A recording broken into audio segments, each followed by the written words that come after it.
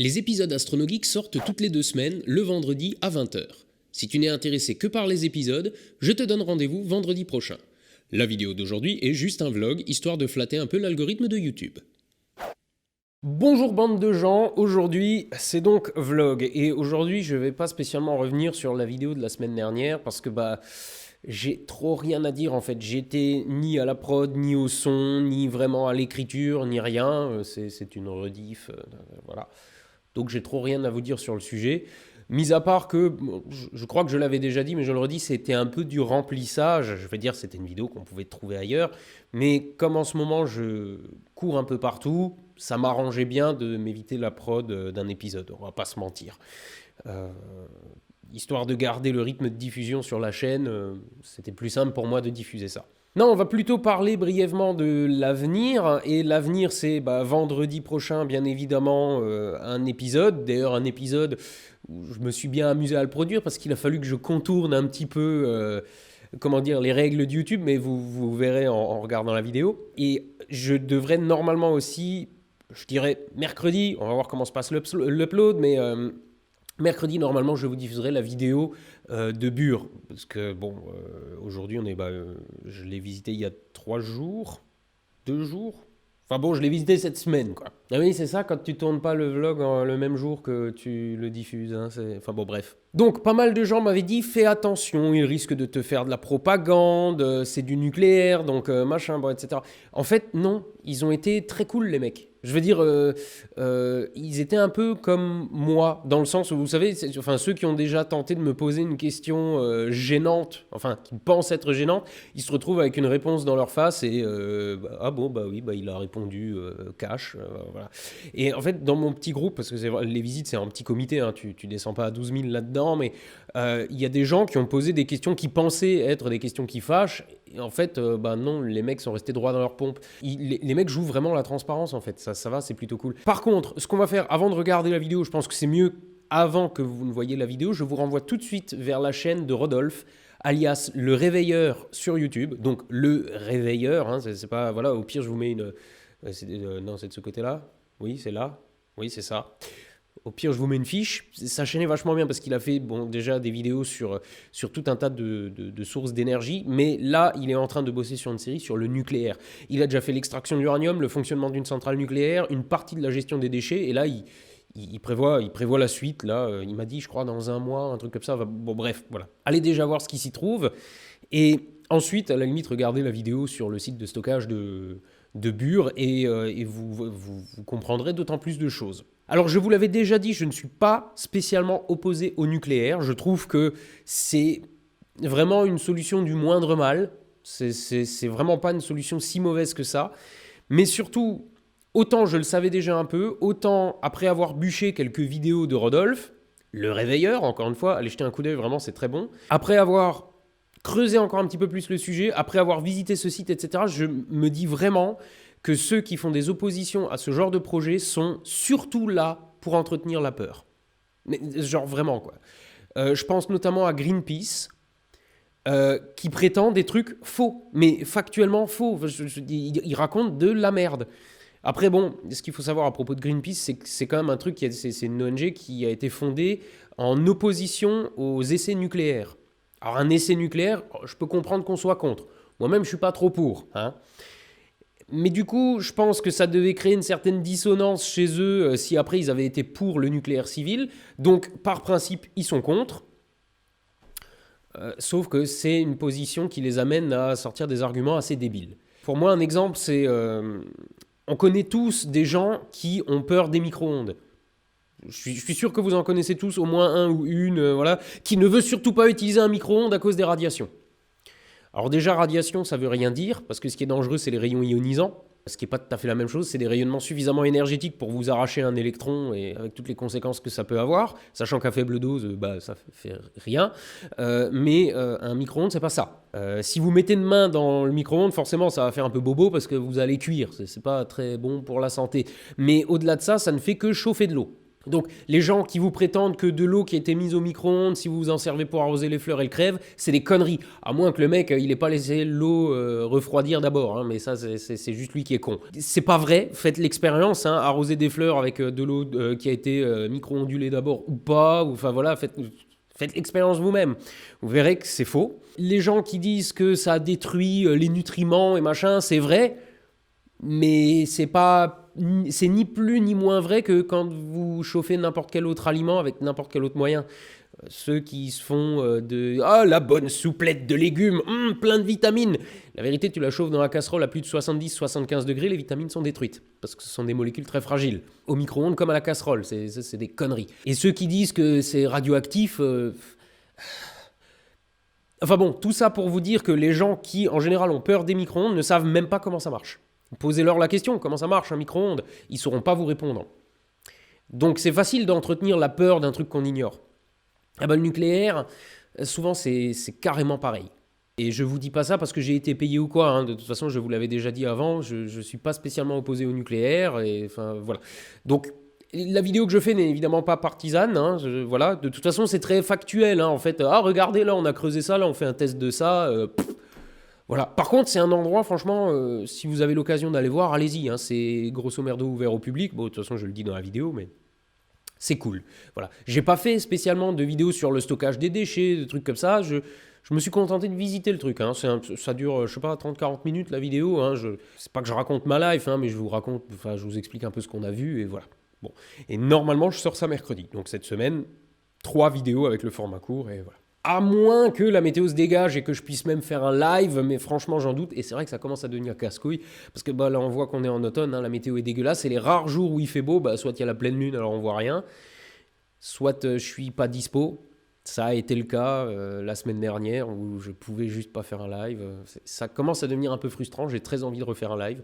Si ça se trouve, je vais tellement péter un câble que je vais juste installer une caméra dans le studio et puis juste pour raconter des conneries, parce que finalement, c'est vrai que les lives, je trouve ça marrant. Bref, ça c'était pour les petites choses à venir. Maintenant, on va parler brièvement de l'effet Streisand. Alors l'effet Streisand, vous connaissez peut-être ce que c'est, ou vous croyez peut-être savoir ce que c'est au vu de ce que j'ai fait récemment sur la chaîne. Il n'y a pas longtemps, Mandax de la Tronche en Biais a eu une menace de censure sur une de ses vidéos. Une menace qui a ensuite été exécutée, quoi. Avec Mandax et d'autres youtubeurs, on a des groupes, des conversations en groupe sur à peu près tous les réseaux sociaux. Et là, en l'occurrence, Mandax est venu dire dans un groupe, les gens, je risque de me faire censurer une vidéo.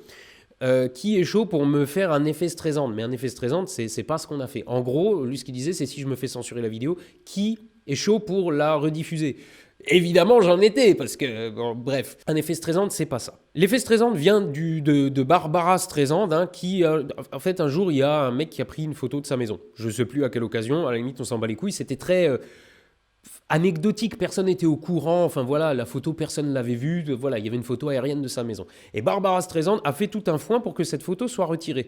Le problème, c'est qu'en faisant un foin pour que cette photo soit retirée, elle a été dans tous les magazines People, tous les trucs, parce que tout le monde parlait de cette affaire. Et donc, du coup, tout le monde a vu cette photo. Et donc, en voulant censurer une photo que personne n'avait vue, elle s'est retrouvée avec la photo de sa baraque partout.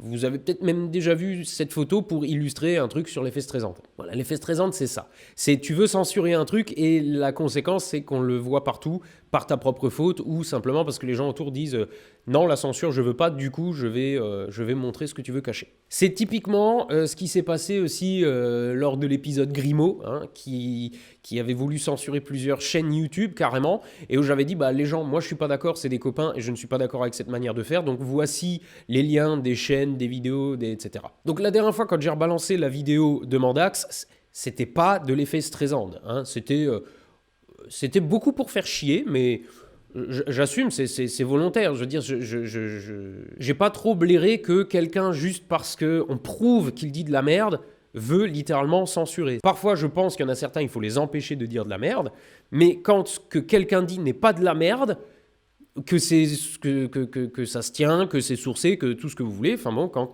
on peut objectivement dire que c'est pas de la merde, il a le droit de s'exprimer, même si on n'est pas d'accord avec lui. Mais à condition qu'il ne dise pas de la merde. Voilà. Et donc, peu de temps après cette histoire-là, il y a un YouTuber qui s'appelle Clément Fraise. Enfin, je sais pas comment on prononce ton nom de famille, donc on va dire Fraise, d'accord, hein, mais tu m'en veux pas, hein, tu m'envoies pas la mafia, s'il te plaît. Bref, Clément a une chaîne que je vais aussi... c'est là, ouais, que je vais vous mettre là. Il est mentaliste et il a fait une vidéo où il a montré que le médium Bruno, je sais plus quoi, mais tout le monde l'appelle Bruno, est en fait un gros charlatan. Alors, il le montre pas comme ça, mais disons que il est très neutre dans la vidéo, et à la fin de la vidéo, tu vois juste que le mec, c'est un charlatan. Voilà, on peut pas le dire autrement. Et donc, sa vidéo est très bienveillante, etc. C'est d'ailleurs même pas trop dans sa ligne éditoriale, hein, il est plutôt direct d'habitude, mais là, il s'est dit, non, on va faire les trucs corrects, etc. Et dans cette vidéo, forcément, il montre des exemples de ce Bruno qui fait des manips de mentalisme, en fait. Hein. C'est des tours de passe-passe, quoi. Et le mec, il profite de la détresse de gens dans le deuil pour se faire du pognon. Et donc ça, Clément le montre dans sa vidéo, il le démontre, il le démonte aussi. Hein, voilà, c'est de la bonne vidéo sceptique des familles. Allez la voir, elle est géniale, je vous mets tout un tas de liens en description. Et c'est là que je veux en venir. Donc ce monsieur Bruno, là, a fait retirer la vidéo avec avocat et tout le merdier. Hein. Clément a eu une mise en demeure, voilà, de retirer la vidéo pour atteinte au droit d'auteur. Alors, si j'étais juge, ce que je ne suis pas, moi je dirais non, je suis désolé, c'est du fair use. C'est de la critique, machin, il faut bien qu'il montre les trucs qu'il critique. Voilà. Son usage des images de Bruno se limite à ça. Il montre des trucs pour les démonter. C'est pas de la, c'est pas de la copie, c'est pas de, voilà. Et donc il a été attaqué là-dessus. Mais en vrai, si Clément avait fait exactement la même vidéo avec les mêmes usages, mais pour encenser le Bruno, il aurait rien retiré, il aurait pas fait de demande droit d'auteur machin. Hein. On sait très bien que c'est de la censure. Il veut surtout pas qu'on dise ça sur lui, le mec. Et donc c'est arrivé juste après l'histoire où j'avais rebalancé la vidéo de Mandax. Et donc il y a des tas de gens qui m'ont envoyé, c'était par tweet, email, machin. Eh regarde, le gars là a fait lui un effet stressant. Mais un effet stressant, c'est pas ça. Et le truc, c'est que si je me mets juste à relayer toutes les vidéos qui se font censurer pour une raison ou pour une autre, bah déjà, j'aurai plus de place pour mettre des épisodes sur ma chaîne. Et puis à un moment... Enfin, c'est pas non plus ce que je veux pas juste être le relais de tout le monde et tout. Mais il se trouve qu'entre-temps, j'ai vu cette vidéo, j'ai suivi l'affaire, notamment Monsieur Sam en a parlé, et c'est vrai que pour la peine, je trouve que c'est une excellente vidéo et que c'est pas juste.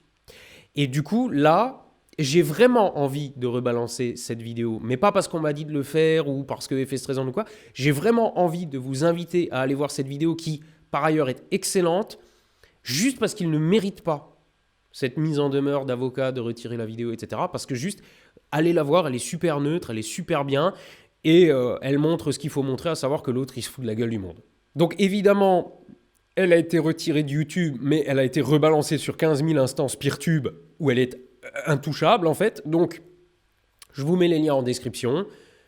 Allez voir n'importe quelle instance que vous voulez, allez voir la vidéo, vous verrez, elle est vraiment, elle est top.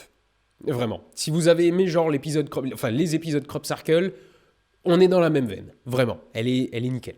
Et donc, si je vous dis ça, c'est parce que j'estime personnellement que ça vaut le coup que vous alliez voir cette vidéo. Si vous voulez pas, n'y allez pas. Mais c'est un avis personnel, et c'est pour ça que c'est pas du stressant artificiel ou quoi. C'est au début, je voulais pas le faire parce que je me suis dit, je vais pas le faire par principe. Mais là, après avoir vu la vidéo, etc., je pense que c'est une bonne chose d'aller voir cette vidéo. À ce propos, ça sert à rien de m'envoyer des emails en disant « rebalance cette vidéo, fais ci, fais ça ». C'est moi qui décide en fonction de ce que j'ai vu, de ce que j'ai apprécié ou pas, ou machin. C'est moi qui décide si je veux filer un coup de paluche à un copain ou à un collègue ou n'importe quoi. C'est moi qui décide. Parce que je ne vais pas non plus le faire tout le temps, parce qu'à un moment, sinon, par lassitude, les gens de toute façon n'iront plus voir, et puis ça perd tout son intérêt, etc. Le but n'est pas non plus juste de faire de la pub. Voilà. Bon, ma foi, je crois que c'est tout pour aujourd'hui. J'ai beau chercher, je crois que j'ai fait le tour de la question. Donc, je vous retrouve probablement mercredi pour la vidéo sur Bure. Je vous avais promis que ça serait un hors-série pour pas perturber le reste du programme. Donc, c'est ce qu'on va faire. Cette semaine, il y aura 2 vidéos. Oui, on s'en bat les couilles. Et c'est tout. Voilà. Bon, donc, à la revoyure, en fait. Ouais. À la revoyure.